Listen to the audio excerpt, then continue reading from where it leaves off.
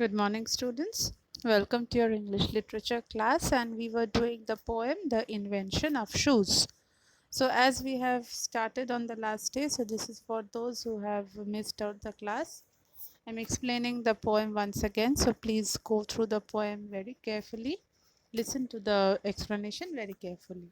So, this is a story of the invention of shoes, how the shoes were invented, written in very simple language by Rabindranath Tagore, and this poem itself is quite hilarious for someone who reads it. Okay, so here we have the story of King Hobu and his minister Gobu, and so the king uh, is facing a problem that whenever he is landing his feet on the earth, or that is on the soil, his feet is getting dirty.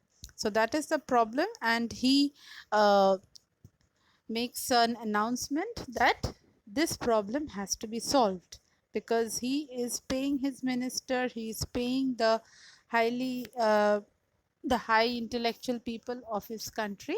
So that is why he needs a solution to this problem, and this creates the confusion, this creates the hilarious situation in the poem.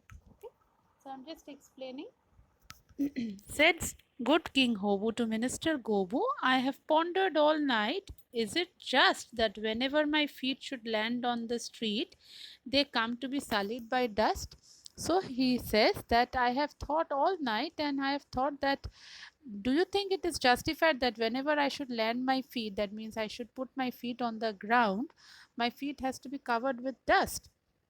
Your wages you draw, but you don't care a straw to serve the demands of the king. So it is like you people are drawing a lot of money, a lot of wages from me, but in return I get none of the service from you people.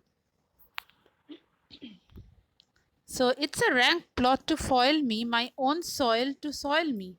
So here it is said that it is the people, it is the foil, it is the plot of my own countrymen to make me dirty.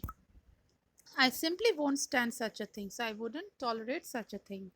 Unless you can find a solution, you're all doomed to swift dissolution. That means if you don't find a solution, then all of you will be doomed to death, will be punished to death. The terrified minister at these words sinister broke into cold sweat with fright. So the minister started having very pale nights because he was overburdened with fright.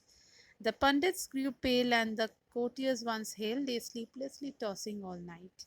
In the minister's home there was weeping and gloom. The fires in the kitchen grew cold, till crazed with fears, his beard drenched in tears, he fell at the king's feet and told. So the ministers at the minister's household, they all started weeping because the king has said that if he cannot find a solution, he will be punished to death.